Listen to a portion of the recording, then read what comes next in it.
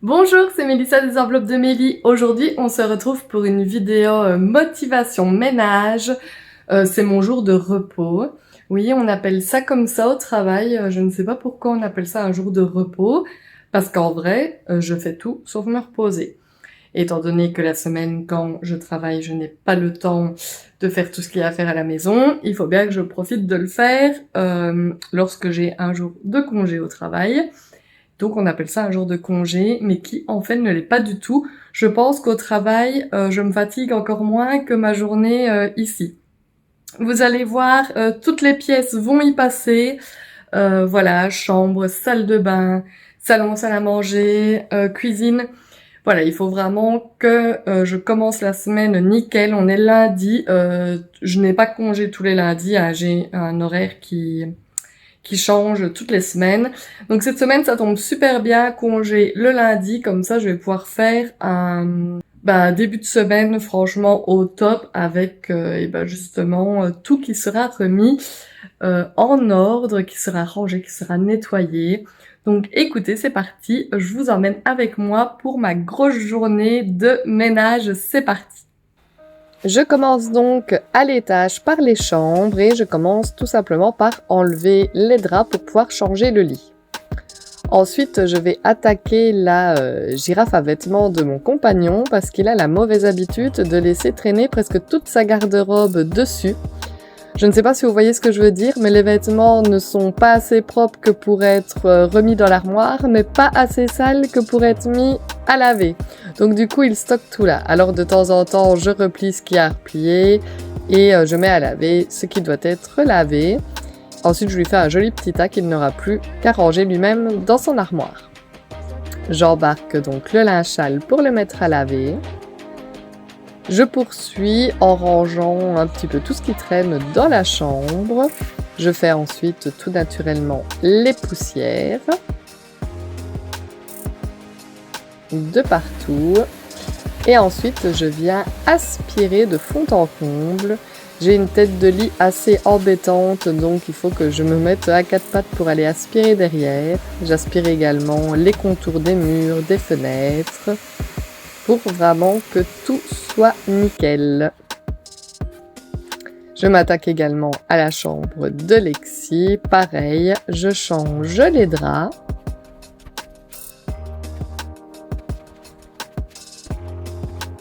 Ensuite, je remets un petit peu d'ordre, je range tout ce qui doit être rangé.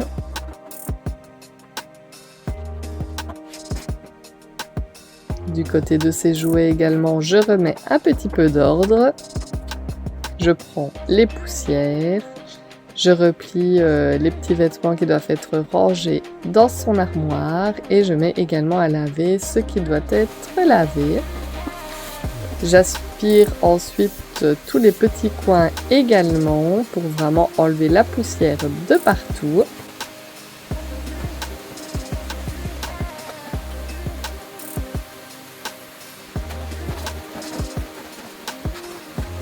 Je vais laisser les lits défaits pendant quelques heures pour que ça puisse aérer. Je ne les refais pas directement. J'attaque ensuite la salle de bain.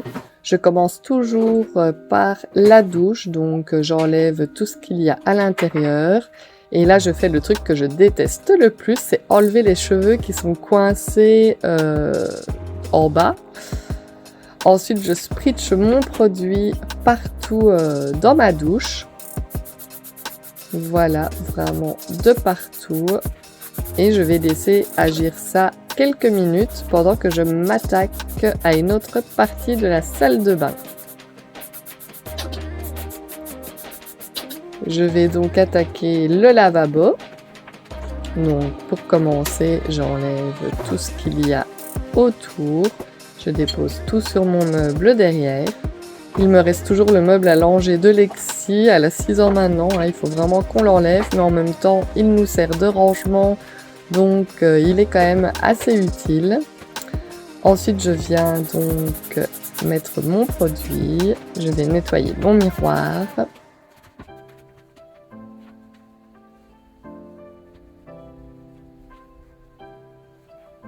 Pendant ce temps-là, le produit agit toujours dans ma douche.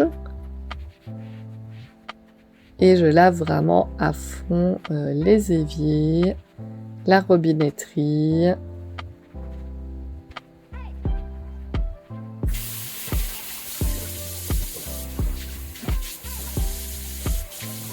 Ensuite, je remets tout en place correctement, de manière plus organisée pour que ça semble bien rangé.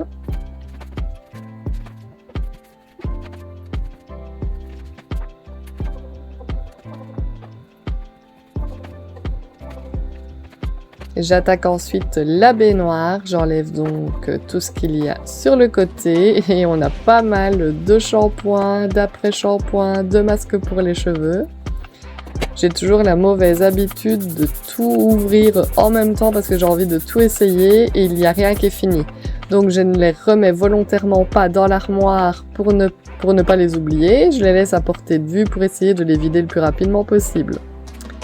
Ensuite, je frotte la douche donc de partout.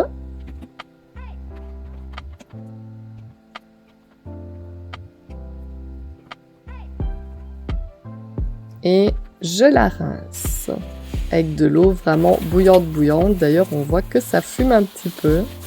Et ensuite, je racle correctement toutes les parois. D'ailleurs, on le fait après chaque douche. Nous, on a une petite raclette dans la douche et on racle tout dès qu'on a fini la douche. Ça permet donc de garder la douche plus propre plus longtemps en évitant toutes les traces de calcaire. Je nettoie ensuite ma baignoire. Là aussi, je la rince à l'eau bouillante. Et je passe la raclette également pour éviter donc les traces d'eau qui coulent. Et je replace tous mes petits produits. Il faudrait vraiment que je les termine parce que j'aimerais bien avoir un bord de baignoire assez épuré, mais ce n'est pas le cas. Je m'attaque ensuite à la toilette, donc je mets poser le produit à l'intérieur et je viens nettoyer tout le contour donc de ma toilette. Toujours donc du plus propre vers le plus sale et après cette étape, ma lavette est à laver.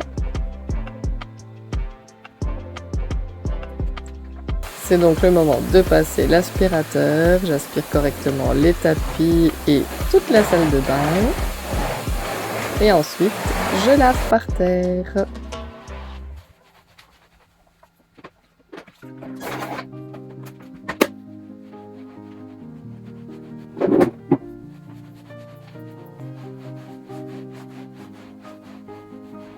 Je fais pareil dans les chambres. Je viens laver correctement de partout. J'ai ouvert les fenêtres également donc pour aérer. Je lave tout à fond. La chambre de Lexi aussi.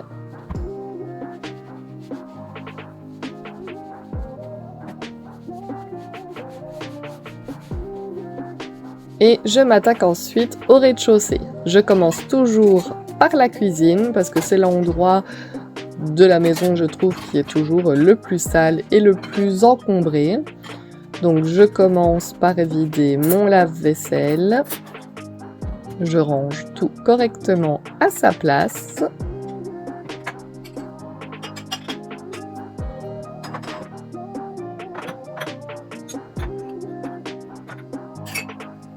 Je le remplis directement avec la vaisselle qui traînait sur le bord de l'évier.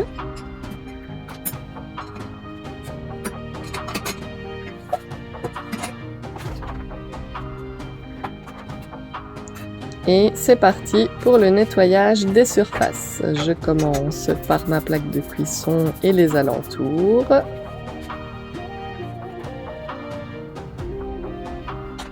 Elle n'est jamais très sale parce que tous les jours après avoir cuisiné, je la refrotte un petit coup. Ça permet de garder une cuisine propre tous les jours.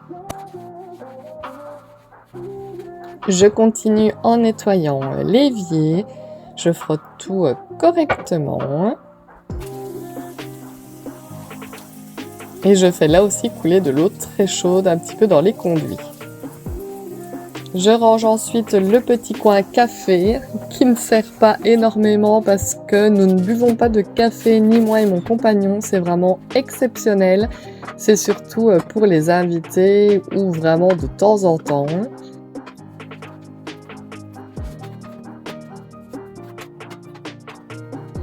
Et ici, c'est donc mon plan de travail. C'est là où je cuisine la plupart du temps. Donc je nettoie tout correctement. Mais comme je vous l'ai dit, la cuisine est un endroit que j'aime garder propre tous les jours. Donc le petit coup de lavette après avoir cuisiné, ça c'est vraiment tous les jours, que ce soit sur le plan de travail ou au niveau de la gazinière, pour que vraiment voilà, tout soit propre et nickel le plus souvent possible. J'attaque ensuite la salle à manger, je nettoie la table. Ensuite, je frotte un petit coup chaque chaise et je les mets en hauteur pour avoir plus facile donc à nettoyer en dessous. Ici, ce sont des chaises hyper lourdes. C'est une salle à manger que nous avons récupérée dans une vieille maison. Donc, c'est vraiment du vrai gros bois qui pèse bien lourd et de bonne qualité. Donc voilà, même si c'est pas super esthétique, elle fait bien l'affaire en attendant. Je place également en hauteur les petits tabourets et je frotte les pieds, etc. pour qu'ils soient tout beaux. Je fais ensuite les poussières sur l'appui de fenêtre, en haut de mon meuble et sur l'aquarium. Et j'attaque ensuite le salon, la petite table basse parce que Lexi mange souvent à cet endroit-là. Je range ensuite les jouets que Lexi a laissé traîner dans le salon. Je vais tout remettre dans sa salle de jeu. Je frotte ensuite un peu mon canapé. J'aime bien qu'il soit tout propre et souvent je le cire également. Je ne l'ai pas fait cette fois-ci. Je fais les poussières sur le meuble télé. Voilà, je recule toutes les garnitures. Je ne me contente pas de passer autour. Derrière la télé, etc. Voilà, je fais des poussières tout bien de partout.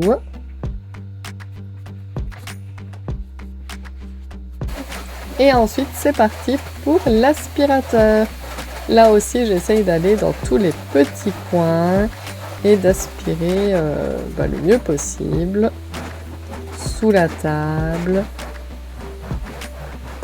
Et tous les endroits où je n'ai pas forcément accès en temps normal quand je ne mets pas tout en hauteur.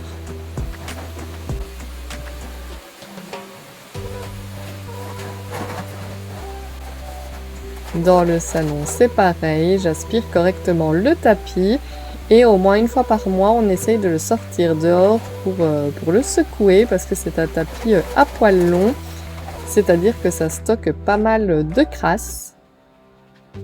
Même si nous n'allons pas avec nos chaussures dessus, mais malgré tout, les crasses s'accumulent. Ensuite, je lave par terre dans la cuisine, dans la salle à manger.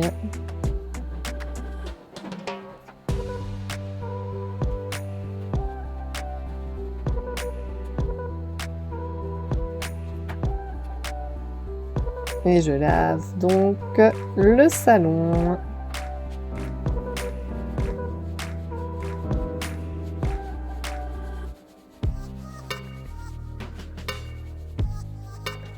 Pendant que le bas est en train de sécher, je retourne à l'étage et je prépare les draps pour changer les lits.